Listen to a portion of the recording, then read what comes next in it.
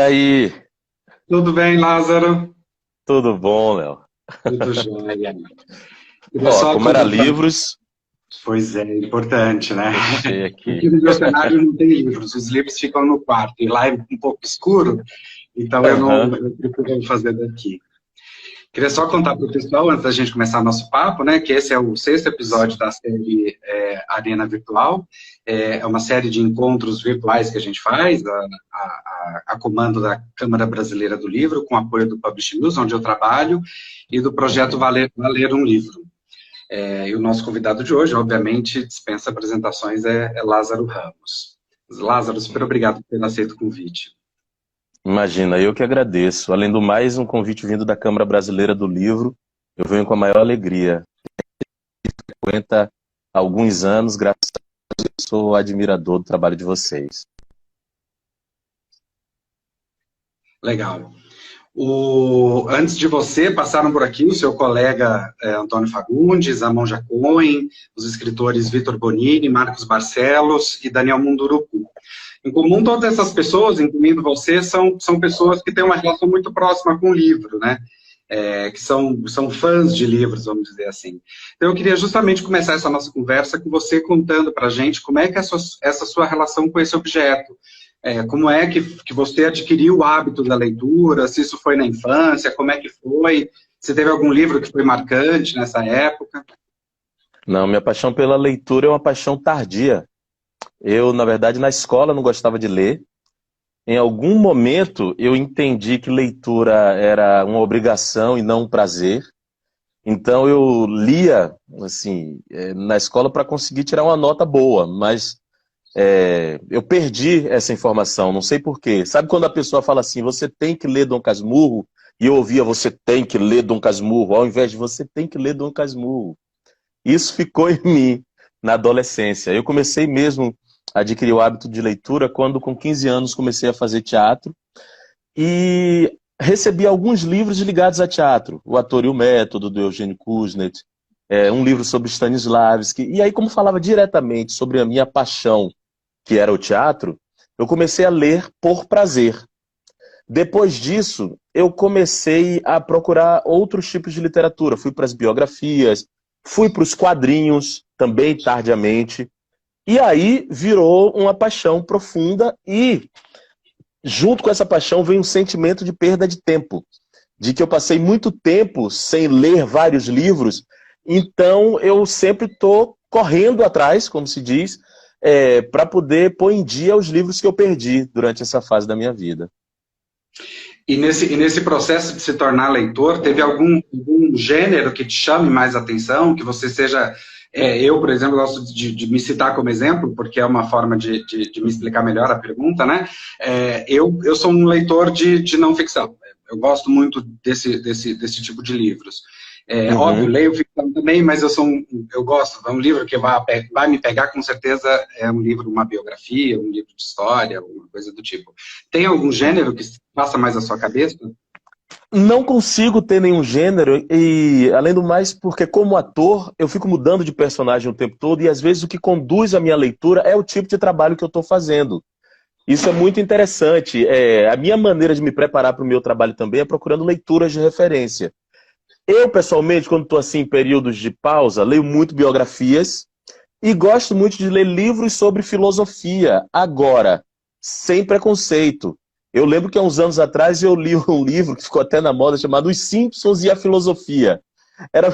Para mim foi ótimo, eu li, me juntou duas coisas que eu gostava muito, Simpsons e filosofia, e eu não tenho muito um gênero preferido, não. Tanto é que eu fui lá na estante para tentar pegar livros para trazer aqui, se de repente surgissem assuntos, e naturalmente surgiu uma Chimamanda, surgiu James Baldwin, mas ao mesmo tempo veio David Lodge, que já é uma outra coisa, um autor inglês e que faz livros sempre que se passam em faculdades, e é romance, tem mistério.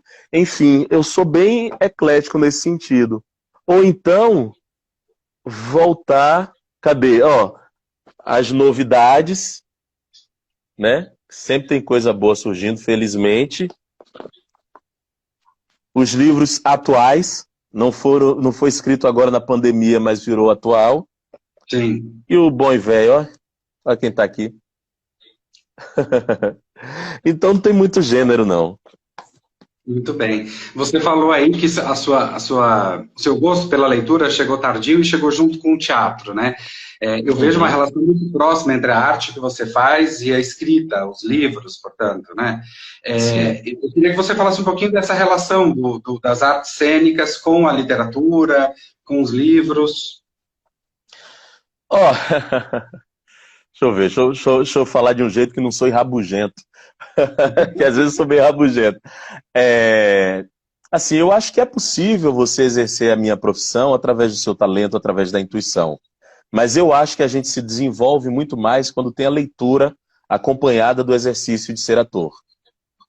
Os meus mestres me falaram isso, eu vi esses atores dessa maneira, se capacitando, mostrando o que era, alguns valores da minha profissão através da leitura. E eu adquiri esse hábito e me sinto muito mais completo. É, E em alguns momentos, eu acho que essa profissão pode ser muito solitária também, se você não tem exatamente um trabalho de ensaio prolongado, se não tem um preparador de elenco. E a leitura é uma grande companhia. Eu não me sinto só.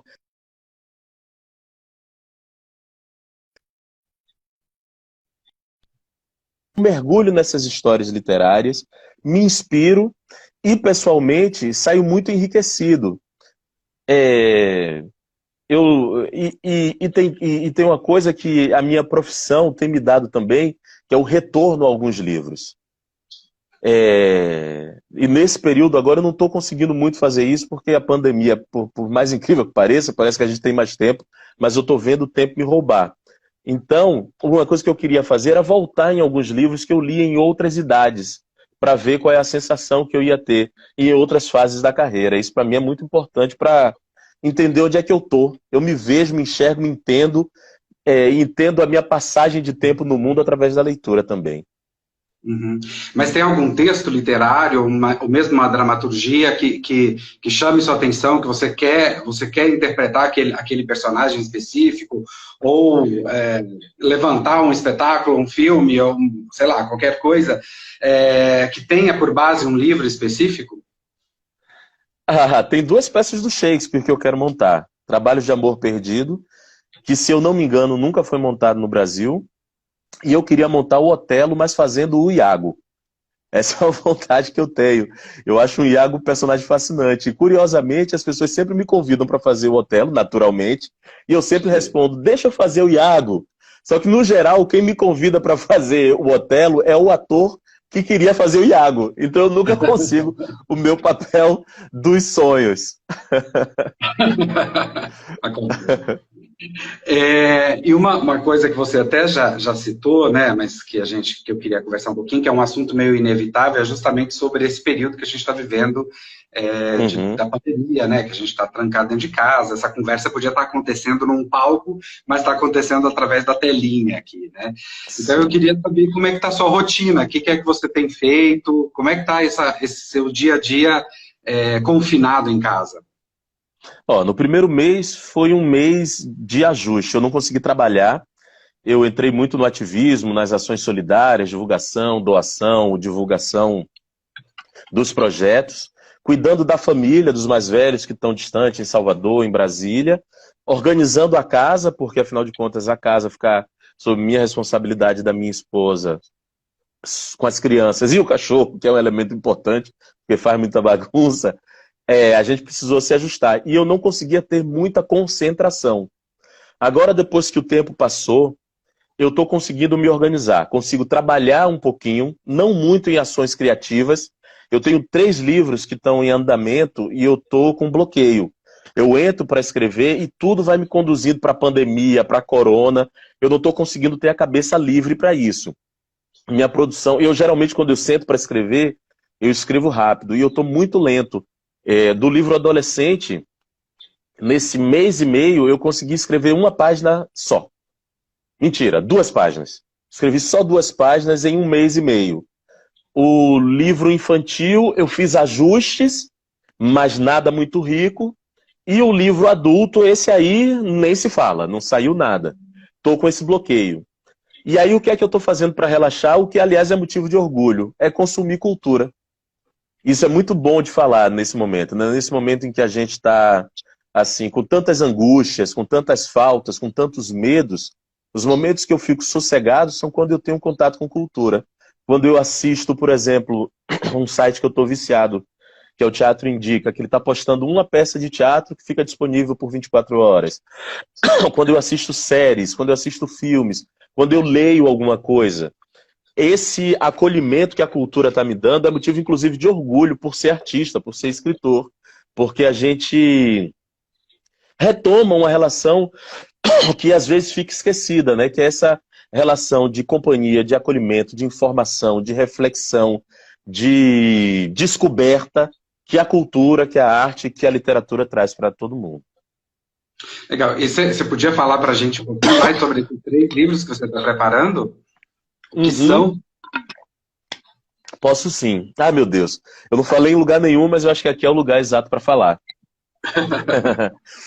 Ó, eu tenho um livro que, na verdade, eu ia ser ghostwriter, mas por uma situação muito especial. Dona Ruth de Souza foi convidada para escrever a biografia dela e ela pediu para que eu escrevesse. E eu falei para ela, Dona Ruth, eu acho que não é justo eu escrever a sua biografia, eu posso vir aqui, conversar com a senhora, anotar, organizar, e a senhora dá a palavra final e eu nem apareço. É como se eu fosse um ghostwriter, mas na verdade vai ser um prazer, porque eu vou ficar conversando com a senhora. Eu fui, fiz várias conversas, de 15 em 15 dias eu ia para lá, para casa dela, a gente conversava, só que a gente não chegou ao fim das conversas, eu não consegui fazer tudo. Então agora eu estou tendo que assumir a autoria, que vai ser uma autoria dividida, porque é a voz da Ruth, mas eu vou ter que preencher alguns pedaços, algumas partes. Estou com a ajuda de pesquisador também, porque afinal de contas, mais de 90 anos de vida, mais de 50 anos de carreira é muito material. Então eu estou tentando juntar essas pecinhas, tentando inclusive lidar com a emoção que é retornar esse material, porque foram encontros muito lindos que eu tive com ela. E eu quero fazer um trabalho especial, um livro especial, porque ela merece. O outro livro que eu estou fazendo é um livro que está quase pronto, na verdade, que vai ser lançado pela Carochinha, que é um livro infantil que eu já tinha escrito há muito tempo, mas estava emperrado. Ele chama O Pulo do Coelho. Vai ser meu segundo livro com a Carochinha. Eu lancei no ano passado o Sinto o que Sinto, que é uma parceria do Mundo Bita, Carochinha e comigo. E esse livro é O Pulo do Coelho. É a história de um coelho que... Olha que loucura. É um coelho que vive confinado numa cartola. Olha como são as coisas. Ele vive confinado numa cartola, sendo manipulado pelo mágico, e um dia ele decide que ele não quer mais ficar confinado e nem ser manipulado pelo mágico, mas sim se tornar um mágico. E o coelho foge da cartola e do circo para tentar descobrir como é que se transforma em mágico. Esse é o livrinho próximo, infantil. E estou fazendo um livro para adolescentes, que esse aí é uma loucura. Já 3 anos que eu comecei esse livro, mas estou achando mais difícil do que eu na minha pele, que durou 10 anos para escrever, porque entender a comunicação com o adolescente, para mim, é uma loucura. Mas eu estou aqui pesquisando, tentando entender, e é um livro que é difícil, porque ele mistura linguagens. É um livro dentro de um livro dentro de um livro. É a história de 2 irmãos, adolescentes, uma que gosta muito de escrever e encontra um caderno antigo da mãe e resolve interferir nesse caderno, falando coisas, só que isso vai se misturando com a história da mãe que está escrita ali. E ao mesmo tempo, numa linha paralela, é a história de um adolescente, do irmão dela, que não gosta muito de falar, não gosta muito de se abrir e acaba criando um personagem para a internet onde não se vê o rosto dele e assim ele consegue falar as coisas que ele pensa. Não sei para que eu me compliquei tanto, né? Mas estou tentando fazer isso. Já que eu não sou escritor de profissão e eu faço por lazer, então vou ver aí que hora fica pronto. Que os editores não me escutem. A biografia sai por qual editora? A biografia sai pela Intrínseca. Biografia da Intrínseca. O juvenil, o adolescente? Pelo selo adolescente da Companhia das Letras, que eu esqueci o nome agora, é o... mas é a Companhia das Letras.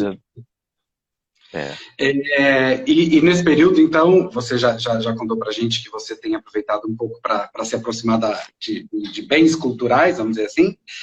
Sim. Eu queria falar um pouquinho da sua intimidade com o livro, assim, como é que você costuma ler? Se você lê sentado, você tem um lugar específico na sua casa onde você costuma ter um contato com esse objeto? Adoraria. Ih, acho que a imagem travou. Se não voltar, eu saio e volto, tá? Que às vezes dá Tá. uma travadinha. A voz está saindo aqui, a sua A voz imagem está que travou, saindo, né? provavelmente. Leio de forma caótica, assim como quase tudo que eu faço na vida. Eu nunca leio um só livro. Eu tenho vários. Eles ficam em lugares estratégicos. Eu tenho um livro que é o livro do banheiro, confesso para você, que fica ali do ladinho da estante. Eu tenho um livro que fica na minha mochila.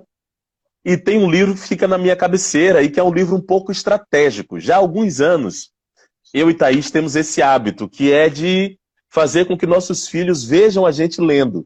Então tem sempre livros, e esse é o da cabeceira, que a gente sai, desce, vai para a sala, lê na frente deles. Eles gostam muito de ler também, mas é porque a gente entendeu que a melhor maneira de estimular a leitura neles era fazer com que eles vissem que a gente lê, que a gente gosta de ler. E hoje são dois leitores, são apaixonados por leitura. João já lê sozinho, Maria ainda não lê, mas todas as noites pede para ler um livro novo. O que, aliás, está sendo uma das questões da gente aqui no confinamento, porque a gente esgotou os livros que tem em casa. A gente há pouco tempo fez uma doação e a gente ficou sem livros. A gente está relendo muito, só que tem uns que eles já estão de saco cheio, já estão dizendo que já ouviram demais a história. A sua Deixa eu imagem fazer uma coisa, Léo. Ah. Voltou? Não, Não, voltou não ou voltou. voltou? Não, Então eu não vou voltou. sair e volto para a imagem voltar melhor, tá bem? Perfeito, tá bom. Agora Voltei. sim. Agora sim. Estava aparecendo um podcast.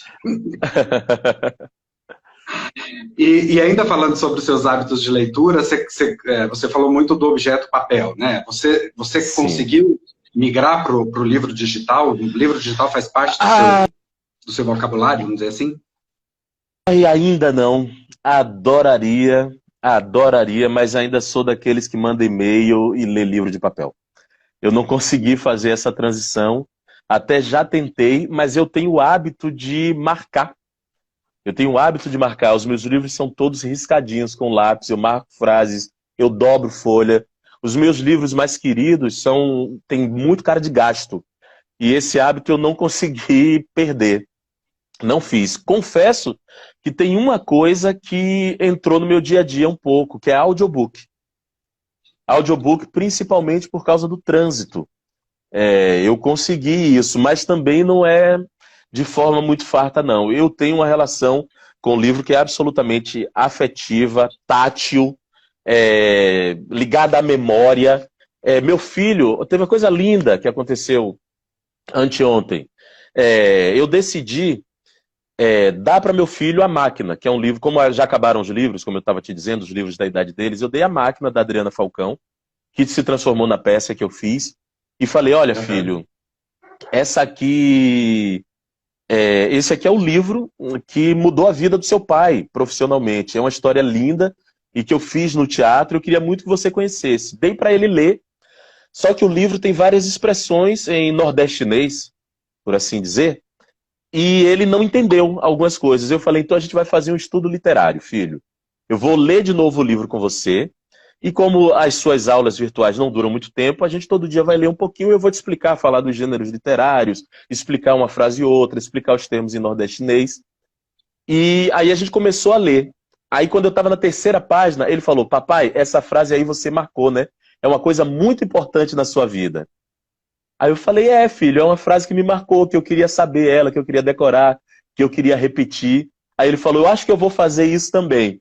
Eu falei, faça, só não faça com hidrocor. Tem que fazer com lápis pra gente poder apagar se quiser. E eu achei tão lindo essa compreensão dele, e a gente está vivendo momentos lindos aqui, quando a gente para ler A Máquina, da Adriana. E agora, as frases que eu marquei, eu falo, olha, filho, eu marquei essa frase aqui, olha como é. É poética, né? Aí ele, é poética, é poética. E aí tá lindo. Olha como são as coisas, né? Você vai descobrindo as coisas do seu próprio filho. ele tem um conhecimento grande sobre gênero literário, ele tem vocabulário para explicar as coisas, e que a gente nunca tinha tido a oportunidade de conversar sobre isso. Ele me explicou o que era ficção, o que era poesia, com as palavras dele, de uma forma tão bonita, que na hora eu fiquei absolutamente emocionado. E acho que isso é um ganho para a vida da gente. Esse momento que a gente está tendo agora no confinamento, de poder ler um livro juntos e fazer essa análise um pouco mais profunda, é um hábito que eu quero adquirir para o pós-corona. Legal, você falou aí então dos audiolivros, né? Você narrou Na Minha Pele, a versão em áudio está narrada por você. Queria que você falasse um pouquinho como foi essa experiência. Foi muito louca, cara. Eu achei que ia ser tranquila. Achei que ia ser uma experiência tranquila. Porque o livro foi lançado em 2017 e ele já quase que se transformou numa ficção para mim. Porque depois de um tempo, você começa a dar palestras, entrevistas, inevitavelmente acontece um distanciamento. Porque você, às vezes, responde a mesma pergunta, né? Até tenta trocar as palavras, mas tem um momento que tudo gira em torno dos mesmos temas. Mas eu não lia o livro há muito tempo. E quando eu comecei a ler, primeiro assim, falando a parte vaidosa, deu orgulho, eu fiquei muito orgulhoso, e a parte que eu tive um certo conflito foi que a voz embargou em vários momentos porque eu fiquei emocionado. Então a leitura não saía fluida em alguns momentos, tanto é que eu pedia para voltar, descansava, pedi para refazer alguns takes, porque veio uma emoção. Alguns pedaços, inclusive, depois que eu regravei, eu pedi para que permanecesse a emoção da minha leitura, porque eu achei que fazia parte desse livro. Esse livro eu acho que ele tem uma proximidade e que é permitido que assim seja. E achei que, nossa, é uma outra experiência. Eu tenho muita curiosidade de conversar com quem ouviu o livro, eu ainda não tive essa oportunidade, para entender qual é a percepção, porque acho que traz uma outra relação, porque ainda mais sendo um livro narrado pelo autor e que eu emprestei essa emoção que veio no momento da leitura, eu acho que pode ser uma experiência interessante. Você tem um episódio que nos liga, embora a gente não se conheça pessoalmente, mas tem um episódio que nos liga que é justamente relacionado a esse livro, né? Que foi na Flip de 2017, quando aconteceu ali a história da Dona Diva. E que depois eu tive a chance de conviver por alguns dias com ela. A gente, num evento que a gente fez na Bienal do Rio, a gente levou ela para o Rio e eu fiquei 4, 5 dias juntinho, tomando café da manhã, almoçando e jantando, e é uma pessoa maravilhosa, um senso de humor inacreditável. Eu me lembro de uma refeição que a gente estava tendo no hotel, e ela me contou uma história de um professor que era chinês, e ela imitava esse professor, e ela ria de sair lágrimas nos olhos, né? É uma pessoa muito querida, com quem eu tento manter contato até hoje. Eu queria saber de você, assim, da sua relação, o que ficou dessa relação, e se vocês não têm contato até hoje. Ficou muito, você não faz ideia do que aquele encontro na Flip gerou até hoje.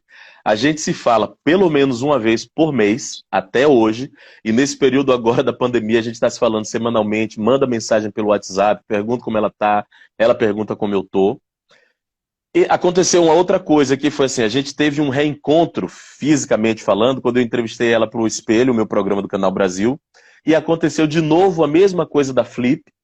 Eu fiz uma entrevista com ela de 1 hora, onde eu fiz uma pergunta, ela falou por 1 hora e eu chorei por 1 hora. A entrevista é quase uma não entrevista, é eu chorando, as lágrimas descontroladas e ela falando por 1 hora. Essa entrevista tem na internet, inclusive, tá no Canal Brasil Play, para quem quiser assistir gratuitamente. O Canal Brasil fez isso pro período de pandemia, então quem quiser assistir tá lá. E, mais louco ainda, foi quando eu decidi que ela seria atriz. E eu dirigi um filme chamado Medida Provisória, há 1 ano atrás já, e tem um personagem muito importante no filme que ela faz como atriz, e vou te dizer, ela faz muito bem. Muito bem. Chama Medida Provisória, eu tô louco para que as pessoas assistam. Ela não queria fazer o filme, e eu liguei para ela e falei, Dona Diva, olha só, Isso é uma chance que a gente vai ter na vida, da gente ficar perto durante esse tempo, da senhora se experimentar como atriz, e a senhora vai fazer o filme. A senhora não tem chance de negar, a senhora vai decorar o texto, vai vir daí, vem pra cá pro Rio, vai ficar perto de mim e vai gravar. Aí ela falou, meu filho, o que é que eu posso dizer pra você? Quando é que eu tenho que ir? Coisa mais linda. E veio, e nossa, é uma luz no filme. Ela é uma pessoa iluminada. E que bom que ela entrou nas nossas vidas. Eu tenho muito orgulho de ser amigo dela. Uma outra coisa que nos liga foi, o ano passado, você apresentou o Prêmio Jabuti, né? Nos liga, inclusive, a Câmara, que é quem organiza e quem realiza esse nosso encontro aqui agora. Esse ano passado eu fui júri de uma das categorias e eu fiz isso com muito gosto. Como é que foi essa experiência para você, de estar lá no palco? Me senti muito honrado, primeira coisa para falar. Eu acho o Jabuti faz parte das minhas memórias, das minhas melhores memórias do que é qualidade literária, do que é valorização dos profissionais da escrita. E quando eu fui convidado, te confesso que eu fiquei emocionado, porque eu nunca fui no Jabuti. E ir justamente para ficar em cima do palco foi motivo de alegria. E acho que foi um ano muito especial, né? Pelos premiados, pelos discursos, pela emoção que teve lá, pela homenagem à Conceição Evaristo. E espero ir lá outras vezes. Ou no palco ou na plateia. Tomara. A gente já tá caminhando para o fim da nossa conversa. Eu queria saber se você tem alguma indicação de algum livro. Você mostrou diversos aí atrás, mas tem algum específico que você indicaria? Não posso indicar um somente, não. Eu vou indicar 4. Mas diz o nome deles, porque eles aparecem espelhados aqui pra gente. Então, se você falar, fica mais fácil. Vou dizer o nome. Eu vou parar dessa vez eu não vou falar de Um Defeito de Cor, que é o livro que eu mais dei de presente, mas indico, para as pessoas não dizerem que eu estou me repetindo. Então, hoje, sei que vocês já leram, mas O Americano da Chimamanda é realmente brilhante. E é uma leitura que vai fazer companhia e vai ser importante nesse momento de tantas reflexões. Acho que ele vai ajudar a gente também. O Redemoinho em Dia Quente, da Jaride Arraes. Aqui, vou mostrar o rostinho dela aqui, ó. De Juazeiro do Norte. Ela é maravilhosa. Nasceu no Cariri. É cordelista, é poeta também. E ela tem 2 outros livros. Um que chama Um Buraco com Meu Nome e As Lendas de Dandara, a Heroína. As Lendas de Dandara eu não li, mas é um livro maravilhoso. Esse aqui, que é um livro de profunda reflexão. São 2 capítulos somente, é curtinho, é do Ailton Krenak, Ideias para Adiar o Fim do Mundo. Eu, curiosamente, comprei esse livro aqui um dia antes do confinamento. Olha como são as coisas. E ele fala tanto sobre nós, sobre nossa relação com o coletivo, nossa relação com o meio ambiente, nossa relação com viver em comunidade, nossa relação com respeito às culturas. E é curtinho também, se as pessoas estiverem sem tempo, dá para pegar, inclusive acho que ele já tem online. E, só para reforçar, o David Lodge, que eu acho que ele ainda é pouco conhecido no Brasil, ele pode ser muito mais conhecido. O Terapia é o livro dele que eu mais gostei, mas tem vários livros dele. É um autor em inglês e não se tem arrependimento, ele passa rapidinho. Esse livro aqui eu li em 3 dias, pela qualidade da literatura dele. E estou inaugurando agora, ainda não terminei, mas enfim, estou inaugurando James Baldwin. Eu nunca tinha lido nada dele. O James Baldwin, na verdade, eu conheci mais dele com o documentário Eu Não Sou Seu Negro, e não tinha tido oportunidade de comprar nenhum livro, e comprei o Terra Estranha, já comecei a ler e estou encantado. Na verdade, James Baldwin, talvez muita gente conheça mais por causa do filme, né, que estreou há pouco tempo, que é baseado em um dos livros dele. Pronto. Muito bem. E quando passar esse período de confinamento, já tem planos da primeira coisa que você quer fazer quando isso tudo acabar? Ir para a Bahia, dar um beijo à minha tia-avó de 95 anos e comer uma muqueca dela. E coisa gostosa. Tudo que eu quero. Eu queria contar para vocês que já temos o nome da próxima pessoa que vai estar aqui com a gente no Arena. Vai ser Rita Von Hunt. O papo vai ser com a minha colega, a Tati Leite, do Projeto Vá Ler um Livro, e vai acontecer na segunda-feira, às 16 horas. Eu acho que vai ser imperdível. Lázaro, queria te agradecer muito pelo papo, pelo seu tempo aí. Espero te encontrar muito em breve no Jabuti, que foi antecipado esse ano para setembro. Vamos torcer para que até lá a gente consiga sair de casa. Espero te encontrar muito em breve para a gente se abraçar, porque eu acho que eu estou sentindo falta disso. É isso, eu também, sentindo muito falta de abraço. Obrigado pelo convite, viu? Adorei o papo, adorei a companhia. Suas lives também são companhia para quem está assistindo, para a gente mesmo, né? Verdade. Então, super obrigado, pessoal, e até segunda. Tchau, tchau. Até segunda. Tchau.